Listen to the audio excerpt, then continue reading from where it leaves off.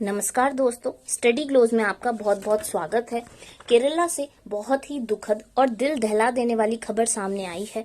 Air India express का plane जो Dubai से केरला वापस आ रहा था वो कोझिकोड में दुर्घटनाग्रस्त हो गया है। डिस्कस करेंगे इस टॉपिक को, जानेंगे प्लेन क्रैश होने के क्या कारण थे और टेबल टॉप रनवे क्या होता है। हम सारे पॉइंट्स को इन्फॉर्मेशन के हिसाब से जितनी इन्फॉर्मेशन अवेलेबल है उन्हें डीपली डिस्कस करेंगे। तो आइए स्टार्ट करते हैं लेक्चर। अगर आपकी कोई भी क्वेरी है तो आप मेरी फेसबुक प्रोफाइल राशि सिंगल पर पूछ सकते हैं, मैं जरूर आंसर करूंगी।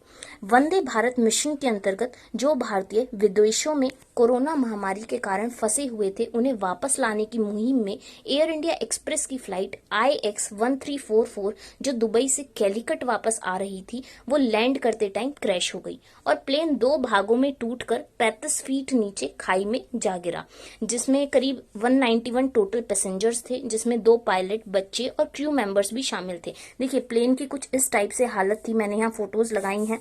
ठीक है, वो ऐसे 2 भागों में टूट गया और 35 फीट नीचे खाई में जा गिरा। देखिए इसमें जो ज्यादातर यात्री थे वो वर्कर्स थे जो महामारी के चलते अपनी नौकरी गंवा चुके थे और भारत वापस आ रहे थे। जब मैं ये वीडियो रिकॉर्ड कर रही हूँ तो 19 पैसेंजर्स की डेथ हो चुकी है, जिसमें दोनों पायलट्स भी शामिल हैं। हाँ, एक बड़ी अनहोनी होने से बच गई। देखिए क्या था कि जब प्लेन गिरा वैली में तो उसमें आग नहीं लगी, तो आग लगने से क्या होता है कि ज्यादा पैसेंजर्स की डेथ हो सकती थी, लेकिन ऐसा नहीं हुआ। प्लेन में आग नहीं लगी, एक बड़ी अनहोनी होने से बच गई। 2010 में जब मंगलुरु में एयर इंडिया का प्लेन क्रैश हुआ था तो उस प्लेन में आग लग गई थी, तो उसमें जो डेथ टोल था वो काफी ज्यादा था। और देखिए ये जो प्लेन क्रैश कैसे हुआ, अब हम इसकी बात करते हैं। देखिए इसके 2 रीजंस बताए जा रहे हैं कि प्लेन जो था वो पूरी स्पीड में था, ओवरशूट और खराब वेदर कंडीशंस की वजह से प्लेन जो था वो क्रैश हो गया। मंगलुरु में भी ऐसा ही हुआ था कि ओवरशूट की वजह से प्लेन क्रैश हुआ था। देखिए अब मैं आपको बताती हूँ कि प्लेन ओवरशूट होने से क्रैश कैसे कर जाता है।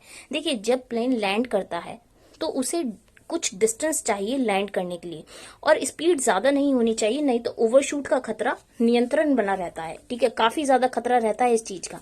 आप खुद ही सोचिए, कोई भी चीज आसमान से नीचे आएगी तो एकदम से तो वो नहीं रुक जाएगी। ठीक है, थोड़ी दूरी पर जाकर रुकेगी, उसे स्टेबल होने में कुछ तो टाइम लगेगा ना, तो कुछ तो डिस्टेंस वो कवर करेगी। ऐसे ही जब प्लेन लैंड करता है तो उसके साथ होता है।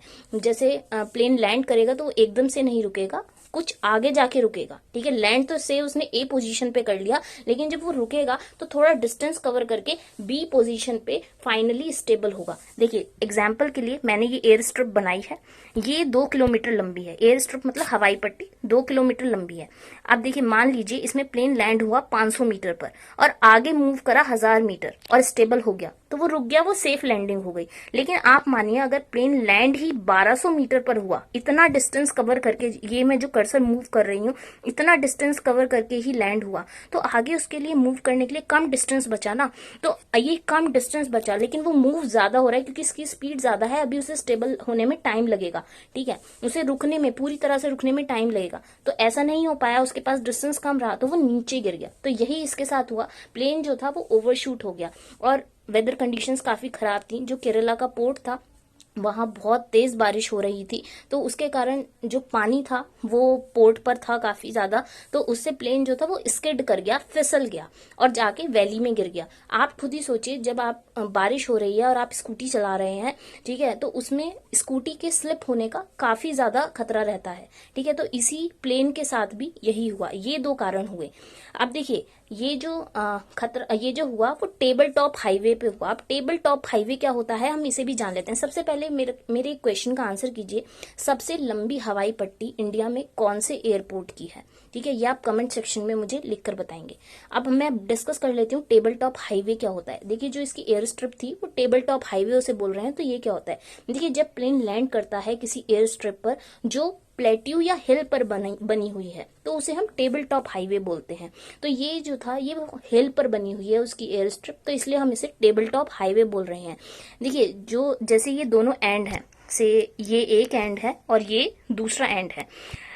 टेबल टॉप हाईवे में ये जो एंड होते हैं वो एलिवेटेड होते हैं, मतलब ग्राउंड से थोड़े उठे हुए होते हैं, तो यहाँ पर लैंड करने के लिए काफी एहतियात बरतने की जरूरत है। जब आप यहाँ लैंड करोगे तो SOP होने चाहिए। मतलब देखिए आप अब मुझसे ये क्वेश्चन पूछेंगे कि देखिए यहाँ लैंड करते ही हैं भाई, पहले एक क्वेश्चन का आंसर कर दीजिए, इंडिया में कितने टेबल टॉप हाईवे हैं। आपको ये तो समझ आ चुका है कि टेबल टॉप हाईवे क्या होते हैं और यहाँ एहतियात बरतने की जरूरत है। जब ये तो बात सभी को पता है कि एहतियात बरतने की जरूरत है, तो इसके लिए कुछ ना कुछ स्टैंडर्ड ऑपरेटिंग प्रोसीजर तो होगा ही। हाँ बिल्कुल है।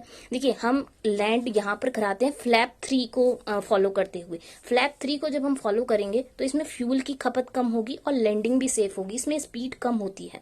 ठीक है, तो ये होता है हमारा टेबल टॉप हाईवे और इसमें एसओपी प्रोसीजर ये होता है। लेकिन ये ओवरशूट होने की वजह से क्रैश कर गया, लेकिन अनहोनी होने से बच गई, फिर भी बहुत ज्यादा अनहोनी नहीं हुई क्योंकि प्लेन में आग नहीं लगी। ठीक है, अब हम आशा करते हैं कि सब कुछ अच्छा से होगा और जो डेथ टोल है वो इतना ही रहे और आगे ना बढ़े। वैसे गवर्नमेंट ने भी पूरी तरह केरला स्टेट गवर्नमेंट से कहा है कि हम आपकी हर तरह से सहायता करेंगे। तो इस चीज का वे फॉरवर्ड क्या होना चाहिए, मतलब ऐसा क्या होना चाहिए कि आगे ये जो इंसिडेंट्स हैं, ये इस टाइप के एक्सीडेंट्स हैं, उन्हें हम अवॉइड कर सकें।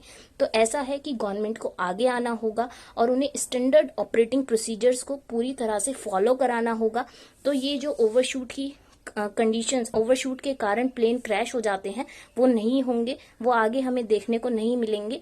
इसमें गवर्नमेंट को आगे स्टेप्स लेने ही होंगे ऐसी कंडीशंस को अवॉइड करने के लिए। तो ये था एनालिसिस एयरप्लेन क्रैश से रिलेटेड। मैं जल्द ही एक नए एनालिसिस के साथ दोबारा हाजिर होंगी। टिल देन पढ़ते रहिए, बढ़ते रहिए। Thank you very much.